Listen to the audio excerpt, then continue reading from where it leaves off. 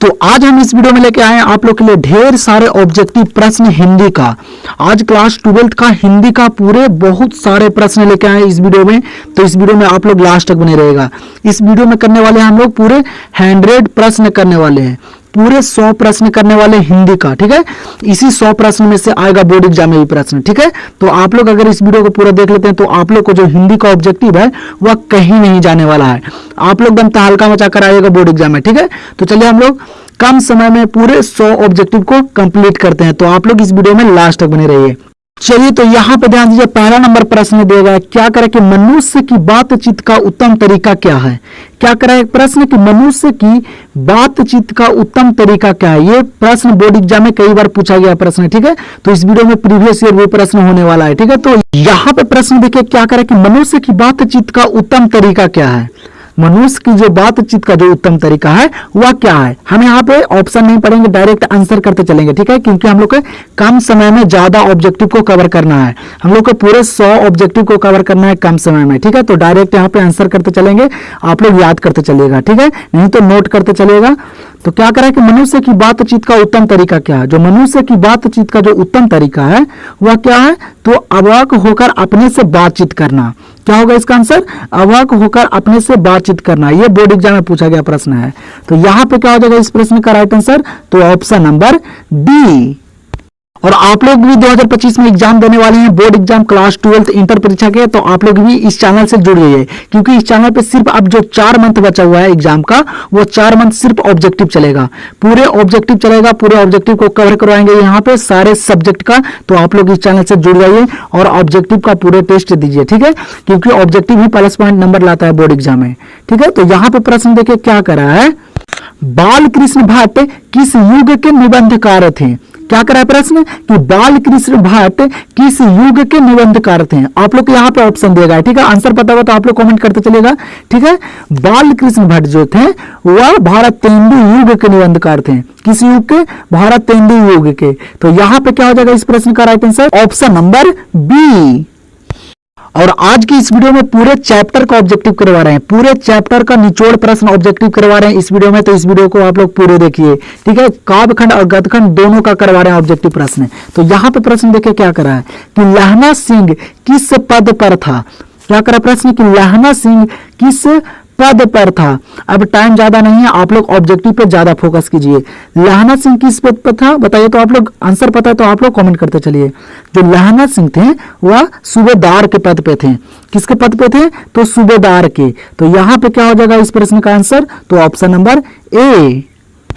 और आप लोग का जब भी एग्जाम होगा हिंदी का तो आप लोग इस वीडियो को एक बार जरूर देख कर जाइएगा। ठीक है, एक बार जरूर इस वीडियो को देख कर जाएगा, क्योंकि जो प्रश्न आएगा बोर्ड एग्जाम में वह यहीं से आएगा। इस वीडियो में पूरा VBI प्रश्न करवाया गया है। ठीक है, पूरे VBI इंपोर्टेड प्रश्न करवाया गया है, बोर्ड एग्जाम से रिलेटेड प्रश्न करवाया गया है। तो आप लोग इस वीडियो को एक बार जरूर देख कर जाइएगा। ठीक है, तो यहाँ पे क्या करा अगला प्रश्न कि लहना सिंह के गांव का क्या नाम है।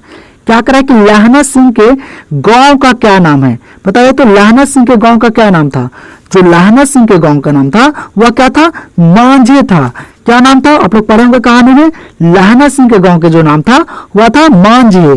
तो यहां पे क्या हो जाएगा प्रश्न का राइट आंसर, तो ऑप्शन नंबर बी।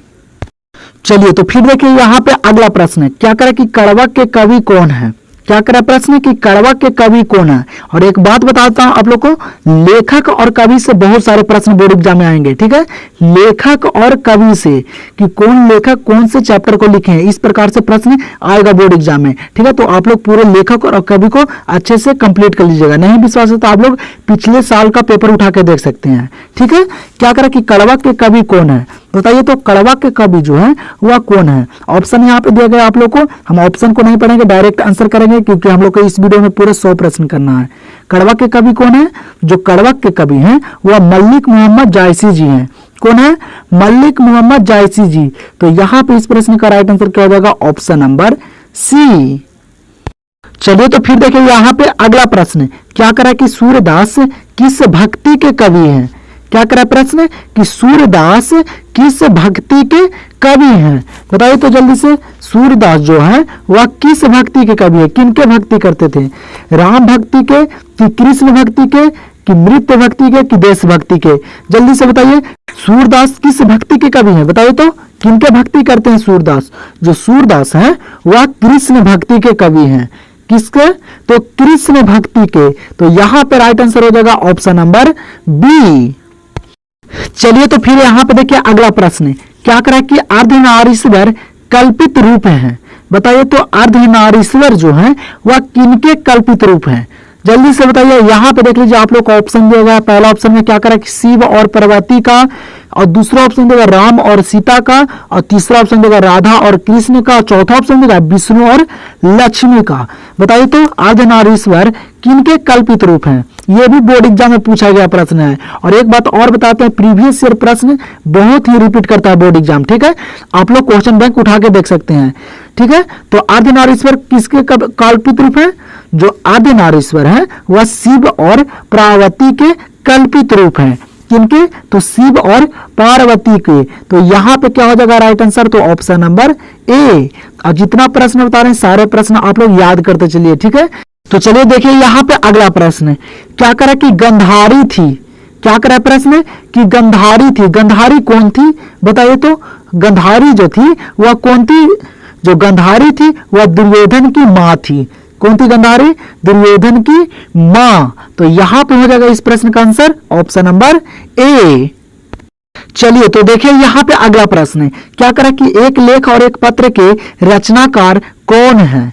क्या करा प्रश्न कि एक लेख और एक पत्र के रचनाकार कौन है? बताइए तो। ऑप्शन यहाँ पे आप लोग को दिया गया, आंसर पता हुआ तो आप लोग कमेंट करते चलिए, अपने से कमेंट करते चलिए, याद होगा प्रश्न आप ही लोग को। ठीक है, एक लेख और एक पत्र के जो रचनाकार हैं वह कौन है? तो भगत सिंह जी हैं। कौन है? भगत सिंह जी। तो यहां पे क्या आ जाएगा इस प्रश्न का राइट आंसर? तो ऑप्शन नंबर सी। और अगर आप लोग अभी तक इस चैनल से नहीं जुड़े हैं तो आप लोग इस चैनल से जुड़ जाइए। चैनल को सब्सक्राइब करके वीडियो अगर आप लोग को पसंद आ रहा होगा तो वीडियो को आप लोग एक बार लाइक करके शेयर कर दीजिए। ठीक है, एक बार वीडियो को लाइक करके शेयर कर दीजिए, और चैनल पर नए हैं तो चैनल को सब्सक्राइब कर लीजिए। तो देखिए यहाँ पे प्रश्न क्या करा है कि मानक बिस्नी से दूध की जगह क्या मांगता है?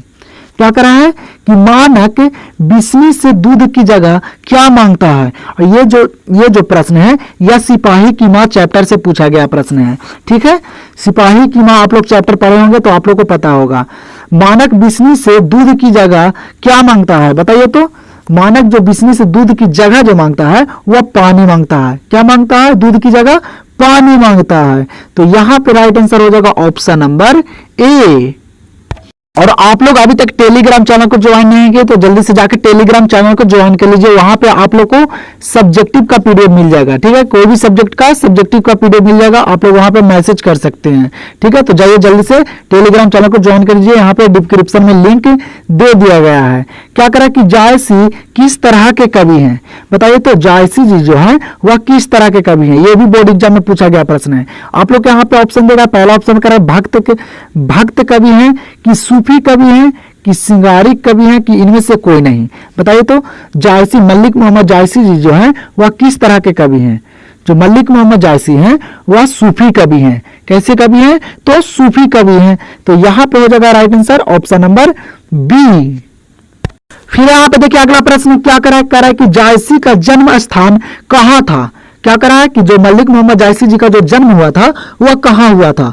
यहां पे देख लीजिए आप लोग को ऑप्शन दे गए हैं, जल्दी से बताइए। जायसी का जन्म जो हुआ था वह कहां हुआ था? किस स्थान पे हुआ था? जो मलिक मोहम्मद जायसी का जन्म हुआ था वह अमेठी में हुआ था। कहां हुआ था? अमेठी में। तो यहां पे क्या हो जाएगा इस प्रश्न का आंसर? Option number D.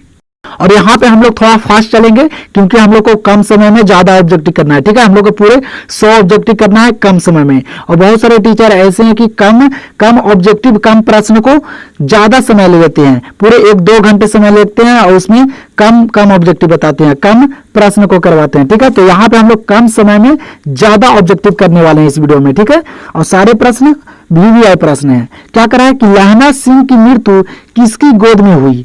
बताइए तो। लहना सिंह की जो मृत्यु हुई थी वह किनकी गोद में हुई थी? आप लोग के यहाँ पे ऑप्शन देगा है। पहला ऑप्शन करा कीरत सिंह की, दूसरा ऑप्शन करा बजीरा सिंह की, तीसरा ऑप्शन देगा है अंतर सिंह की, और चौथा ऑप्शन देगा है महिप सिंह की। बताइए तो लहना सिंह की मृत्यु किसकी गोद में हुई थी? जो लहना सिंह की मृत्यु हुई थी वह बजीरा सिंह की गोद में हुई थी। किनकी गोद में? तो बजीरा सिंह की। तो यहां पे इस प्रश्न का आंसर हो जाएगा ऑप्शन नंबर बी। और मैं इस वीडियो में कुछ बच्चे का नाम लेने वाला हूं जो बच्चे पिछले वाले वीडियो में सही आंसर कमेंट बॉक्स में दिए थे। जो बच्चे सही आंसर दिए थे कमेंट सेक्शन में उस बच्चे का नाम लेने वाले हैं इस वीडियो में। जो बच्चे सही आंसर दिए थे वह कुछ बच्चे हैं जो जिनके नाम लेने वाले हैं वो हैं, एक है धनु प्रजापति, रवि प्रजापति, प्रिया कुमारी और अनीता कुमारी और सुनीता कुमारी और अजय कुमार। ये जो बच्चे हैं ये सारे आंसर राइट दिए थे कमेंट सेक्शन में। ठीक है, तो आप लोग भी आंसर को करते चलिए कमेंट सेक्शन में। अगले वीडियो में आप लोग का भी नाम आएगा। ठीक है, तो यहां पे प्रश्न देखिए क्या करा है कि भगत सिंह को फांसी दी गई। बताइए तो भगत सिंह को फांसी कब दी गई थी? यह भी प्रश्न बोर्ड एग्जाम में पूछा गया है। और यहां पे देख लीजिए ऑप्शन इसी प्रकार से ऑप्शन वहां भी रहेगा। यहां पे देख लीजिए कितना घुमाकर ऑप्शन यहाँ पे दिया गया है। जो भगत सिंह की फांसी दी गई थी वह कब दी गई?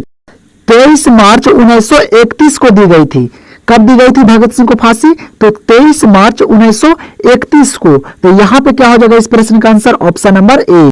और आप लोग डेट को अच्छे से याद कीजिएगा। ठीक है, पूरे अच्छे तरीके से याद कीजिएगा, जिससे क्या होगा कि आप लोग को वहां पे कोई कंफ्यूजन नहीं होगा। आप लोग एकदम सटीक आंसर को करके रहिएगा। ठीक है, तो चलिए देखते हैं अगला प्रश्न। चलिए तो देखिए यहां पे अगला प्रश्न क्या करें कि महेश्वर की पत्नी का नाम क्या है? बताइए तो महेश्वर की पत्नी का नाम क्या है? जल्दी से बताइए। यहां पे देख लीजिए ऑप्शन, पहला ऑप्शन करा मालती, दूसरा ऑप्शन देगा लालती और तीसरा ऑप्शन देगा प्रभावती और चौथा ऑप्शन देगा कलावती। बताइए तो महेश्वर की पत्नी का नाम क्या है? जो महेश्वर की पत्नी का नाम है वह मालती है। क्या नाम था महेश्वर की पत्नी का? तो मालती। और एक बात और बताते हैं, महेश्वर और मालती की जो बेटा था उसका नाम था टीटी। क्या नाम था? टीटी। ये भी याद रखेगा, ये भी बोर्ड एग्जाम में आएगा। तो यहां पे क्या हो जाएगा इस प्रश्न का आंसर? तो ऑप्शन नंबर ए। महेश्वर की पत्नी का नाम क्या था? तो मालती। और जल्द ही आप लोग का मॉडल पेपर भी बोर्ड द्वारा जारी होने वाला है। ठीक है, आप लोग को जल्द ही 2 मंथ में मॉडल पेपर भी देखने के लिए मिल जाएगा। ठीक है, मॉडल पेपर से बहुत सारे प्रश्न आते हैं बोर्ड एग्जाम में, तो मॉडल पेपर भी इस चैनल पे करवाएंगे। सारे सेट को करवाएंगे, मॉडल पेपर के सारे सेट करवाएंगे इस चैनल पे। ठीक है, साइंस वाले बच्चे का भी और आर्ट्स वाले बच्चे का भी। ठीक है, तो अभी तक जो भी बच्चे सब्सक्राइब नहीं किए चैनल को तो सब्सक्राइब कर लीजिएगा। ठीक है, तो यहां पे देख लीजिए प्रश्न को क्या करा कि कृष्ण कहां बैठकर भोजन कर रहे हैं? बताइए तो यहां पे पूछा गया है कि कृष्ण कहां बैठकर भोजन कर रहे हैं। आप लोग पढ़े होंगे कविता को तो आप लोगों को पता होगा।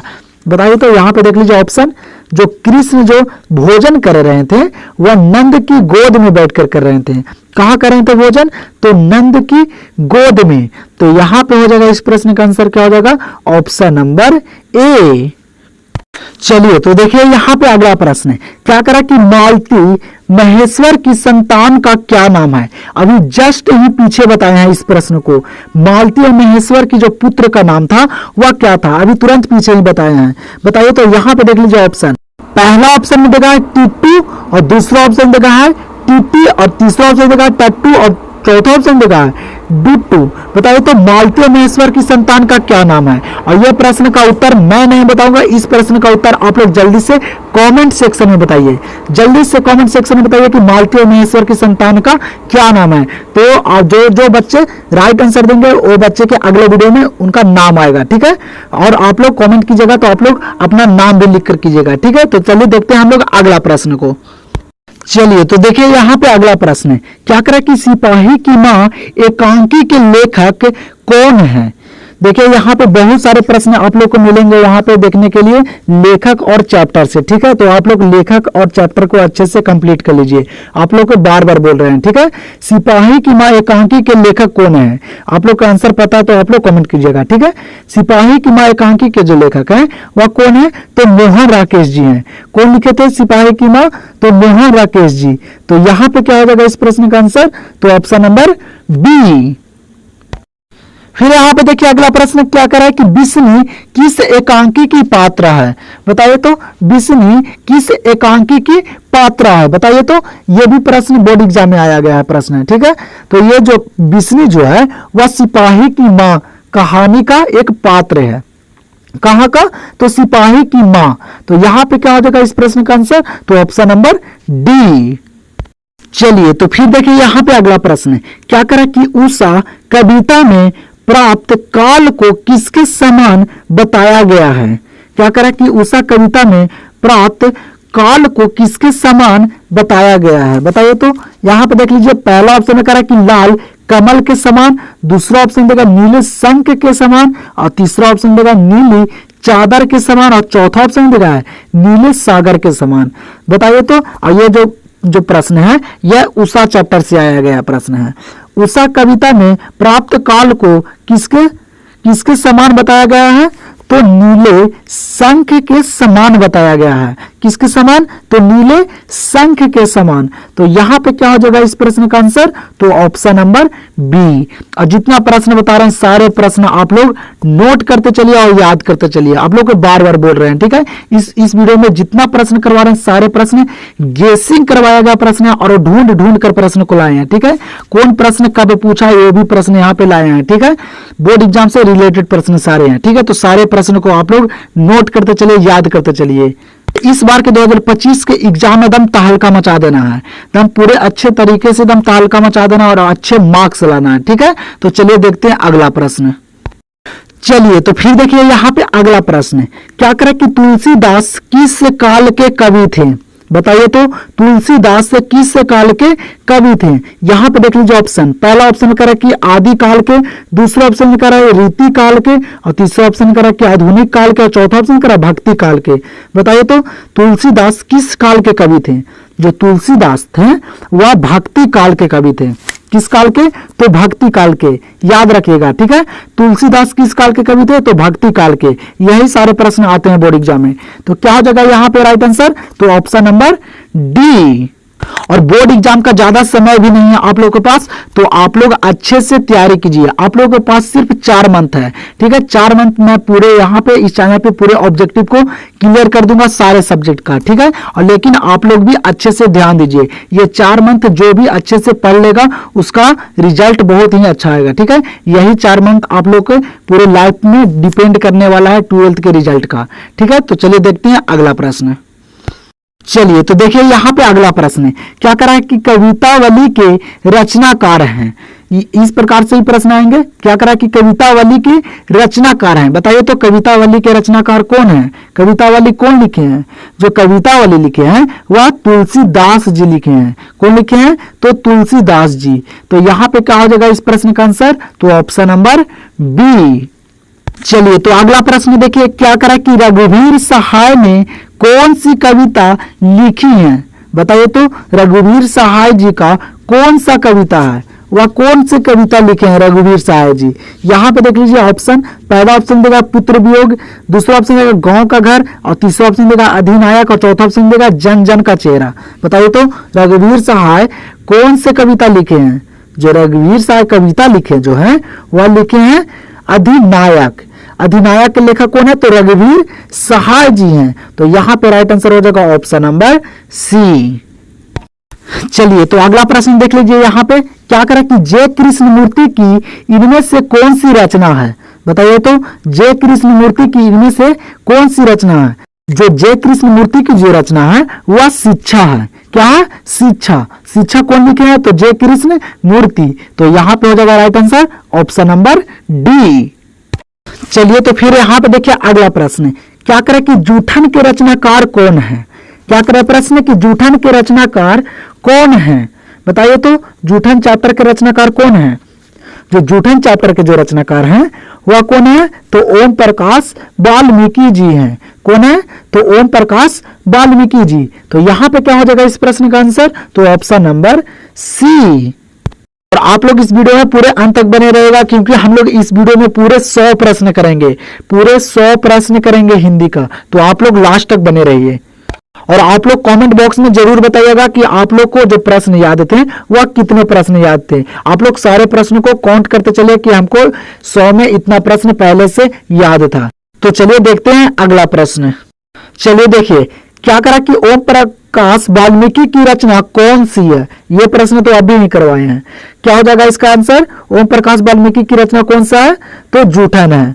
कौन सी रचना है ओम प्रकाश वाल्मीकि की, तो जूठन। तो यहां पे क्या हो जाएगा इस प्रश्न का आंसर, तो ऑप्शन नंबर बी। और हम लोग अब थोड़ा फास्ट चलेंगे क्योंकि हम लोग को कम समय में ज्यादा प्रश्न को करना है। ठीक है, हम लोग को कम समय में ज्यादा प्रश्न को करना है, इसीलिए हम लोग थोड़ा अब फास्ट चलेंगे। देख लीजिए यहाँ पे प्रश्न क्या करा कि लेखक को सपने में क्या करने की आदत थी। और ये जो प्रश्न है यह तिरिछ चैप्टर से पूछा गया प्रश्न है। क्या करा कि लेखक को सपने में क्या करने की आदत थी। जो लेखक को सपने में करने की आदत थी वह बोलने और चीखने की आदत थी। कैसी आदत थी लेखक को, तो बोलने और चीखने की आदत थी, वो भी सपने में। तो यहां पे क्या हो जाएगा इस प्रश्न का आंसर, तो ऑप्शन नंबर डी।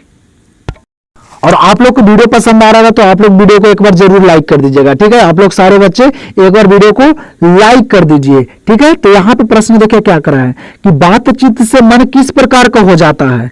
क्या करा प्रश्न है कि बातचीत से मन किस प्रकार का हो जाता है। चलिए बताता हूं, जो बातचीत से जो मन हो जाता है वह हल्का और स्वच्छ हो जाता है। कैसा हो जाता है बातचीत से मन, तो हल्का और स्वच्छ हो जाता है। तो क्या हो जाएगा यहाँ पे इस प्रश्न का आंसर, तो ऑप्शन नंबर सी। चलिए तो फिर यहां पे देखिए क्या करा कि किसके ना होने से सृष्टि गूंगी प्रतीत होती है। क्या करा प्रश्न कि किसके ना होने से जो सृष्टि है वह गूंगी प्रतीत होती है। आप लोग के यहाँ पे ऑप्शन दिख रहा होगा, मैं ऑप्शन को नहीं पढ़ूंगा, एकदम डायरेक्ट हम लोग आंसर करते चलेंगे। ठीक है, आप लोग को आंसर पता होगा तो आप लोग कमेंट में करते चलिएगा। किसके ना होने से सृष्टि गूंगी प्रतीत होती है, तो वाक शक्ति के न होने से जो सृष्टि है वह गूंगी प्रतीत होती है। तो यहां पे क्या हो जाएगा इस प्रश्न का आंसर, तो ऑप्शन नंबर बी। चलिए तो फिर यहां पे देखिए अगला प्रश्न क्या करा कि साहित्य लहरी किनकी रचना है। क्या करा प्रश्न कि साहित्य लहरी किनकी रचना है। रचना भी आएगा बोर्ड एग्जाम में। ठीक है, कौन से जो लेखक हैं वह कौन से रचना को लिखे हैं, इस तरह से भी प्रश्न आएगा बोर्ड एग्जाम में। ठीक है, तो साहित्य लहरी किनकी रचना है, जायसी जी का है कि सूरदास का है कि कबीरदास का है कि तुलसीदास का है। बताइए तो जो साहित्य लहरी है वह सूरदास जी का रचना है। किनकी रचना है साहित्य लहरी, तो सूरदास जी का। तो क्या हो जाएगा यहाँ पे राइट आंसर, तो ऑप्शन नंबर बी। फिर देखिए यहां पे अगला प्रश्न क्या करा कि सूरदास की रचनाओं की भाषा क्या है। उसी चैप्टर से पूछा गया है। क्या करा कि सूरदास की रचनाओं की जो भाषा है वह क्या है। बताइए तो अवधी भाषा है कि ब्रिज भाषा है कि खड़ी बोली है कि मैथिली है। यह भी प्रश्न कई बार बोर्ड एग्जाम में पूछा गया प्रश्न है। ठीक है, तो आप लोग सारे प्रश्नों को याद करते चलिए। क्या करा कि सूरदास की रचनाओं की भाषा क्या है। जो सूरदास की जो रचनाओं की भाषा है वह ब्रिज भाषा है। कौन सी भाषा है, तो ब्रिज भाषा है। तो यहां पे आंसर हो जाएगा इस प्रश्न का ऑप्शन नंबर बी। और आप लोग को एक बात बताता हूं, लोग आप लोग के मेहनत नहीं देखेंगे। क्या मेहनत नहीं देखेंगे, लोग आप लोग के रिजल्ट देखेंगे। जब आप लोग का रिजल्ट आएगा, फाइनल रिजल्ट, वो आप लोग के लोग देखेंगे। मेहनत नहीं देखेंगे कि आप कितने घंटे पढ़ाई कर रहे हो। ठीक है, तो आप लोग पूरे अच्छे तरीके से मेहनत कीजिए, पूरे जी जान लगा के 4 मंथ अच्छे तरीके से मेहनत कर लेंगे तो आप लोग का रिजल्ट बहुत ही अच्छा आएगा। 10th से भी अच्छा रिजल्ट आएगा। ठीक है, तो आप लोग अच्छे से पढ़िए। यहां पे प्रश्न क्या करा है कि नामवर सिंह की कौन सी रचना है। और मैं अपने तरफ से आप लोग को अच्छे से मोटिवेट करूंगा और आप लोग को अच्छे सारे प्रश्न, सारे सिलेबस का ऑब्जेक्टिव कंप्लीट करवा दूंगा इस चैनल पे एग्जाम से पहले। ठीक है, एग्जाम से पहले सारे सिलेबस का ऑब्जेक्टिव 3 से 4 वीडियो बनाकर पूरे वीडियो में सारे सिलेबस का ऑब्जेक्टिव कंप्लीट करवा दूंगा। तो आप लोग इस चैनल से जुड़ जाइए। क्या करा कि नामवर सिंह की कौन सी रचना है। जो नामवर सिंह की जो रचना है वह है प्रगति और समाज। क्या है, प्रगति और समाज नामवर सिंह की रचना है। तो यहां पे क्या हो जाएगा इस प्रश्न का आंसर, तो ऑप्शन नंबर सी। इसीलिए आप लोग को बोल रहे हैं कि आप लोग अभी तक इस चैनल से नहीं जुड़े हैं तो आप लोग जल्दी से जुड़ जाइए, क्योंकि इस पे आप लोग को मॉडल पेपर भी करवाएंगे और सारे ऑब्जेक्टिव को कंप्लीट करवाएंगे। फिर यहाँ पे प्रश्न क्या करा कि नामवर सिंह के गुरु कौन थे। बताइए तो नामवर सिंह के गुरु जो थे वह कौन थे। तो नामवर सिंह के जो गुरु थे वह हजारी प्रसाद द्विवेदी जी थे। कौन थे, तो हजारी प्रसाद द्विवेदी जी। ये सारे प्रश्न आप लोग याद रखिएगा। नामवर सिंह के गुरु कौन थे, तो हजारी प्रसाद द्विवेदी जी। तो यहां पे राइट आंसर हो जाएगा ऑप्शन नंबर बी। चलिए तो अगला प्रश्न देखिए यहां पे क्या करा कि सुभद्रा कुमारी चौहान स्वयं को असहाय क्यों कहती है। बताइए तो सुभद्रा कुमारी चौहान स्वयं को मतलब अपने आप को असहाय क्यों कहती है? यहां पे आप लोग को ऑप्शन देगा, जल्दी से बताइए। सुभद्रा कुमारी चौहान जो है वह अपने आप को असहाय क्यों कहती है? तो पुत्र वियोग के कारण कहती है। किसके कारण? तो पुत्र वियोग के कारण अपने आप को असहाय कहती है। कौन? सुभद्रा कुमारी चौहान। तो यहां पे क्या हो जाएगा इस प्रश्न का आंसर? तो ऑप्शन नंबर बी। चलिए तो अगला प्रश्न यहां पे देख लीजिए, क्या करा कि ओम प्रकाश वाल्मीकि को प्यार से मुंशी जी कौन कहता था? बताइए तो ओम प्रकाश वाल्मीकि को प्यार से मुंशी जी कौन कहता था? हेडमास्टर कहता था कि मित्र लोग कहते थे कि पिताजी कहते थे कि माँ कहते थे? बताइए, आप लोग कहानी पढ़े होंगे जूठन तो आप लोग को पता होगा। ओम प्रकाश वाल्मीकि को प्यार से मुंशी जी कौन कहता था? जो मुंशी जी कहते थे ओम प्रकाश वाल्मीकि को वह पिताजी कहते थे। कौन कहते थे? तो पिताजी ओम प्रकाश वाल्मीकि को प्यार से मुंशी जी कहा करते थे। क्या कहा करते थे? तो मुंशी जी। तो यहां पे क्या हो जाएगा इस प्रश्न का आंसर? तो ऑप्शन नंबर सी, पिताजी मुंशी जी कहा करते थे ओम प्रकाश वाल्मीकि को। फिर यहाँ पे प्रश्न देख लीजिए, क्या करा कि लेखक को विद्यालय में झाड़ू लगाते हुए किसने देख लिया? ये भी प्रश्न जूठन चैप्टर से है। ठीक है, लेखक को विद्यालय में झाड़ू लगाते हुए किसने देख लिया? कौन देखे थे? तो पिताजी देखे थे। कौन देखे थे? पिताजी स्कूल में झाड़ू लगाते हुए लेखक को।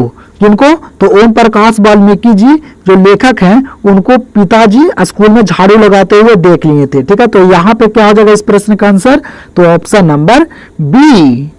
तो आप लोग को वीडियो पसंद आ रहा हो तो आप लोग एक बार वीडियो को लाइक कर दीजिए। ठीक है, आप लोग के लिए इतना मेहनत करते हैं और आप लोग के लिए क्वेश्चन को एकदम ढूंढ कर लाते हैं। ठीक है, वीवीआई प्रश्न को। तो आप लोग एक बार सारे बच्चे वीडियो को लाइक करके शेयर कर दीजिए। यहाँ पे प्रश्न क्या कर रहा है कि तिरिच क्या होता है? बताइए तो तिरिच क्या होता है? आप लोग देखे होंगे गांव में तिरिच को। तिरिच क्या होता है? जो तिरिच होता है वह बिस्खापड़ा होता है। क्या होता है? एक जहरीला लिजार्ड होता है। क्या होता है? जहरीला लिजार्ड, मतलब एक छिपकली होता है। इसको बोला जाता है बिस्खापड़ा बोला जाता है। ठीक है, तो यहाँ पे क्या हो जाएगा इस प्रश्न का आंसर? तो ऑप्शन नंबर डी। तिरिच क्या होता है? तो बिस्खापड़ा जहरीला लिजार्ड होता है।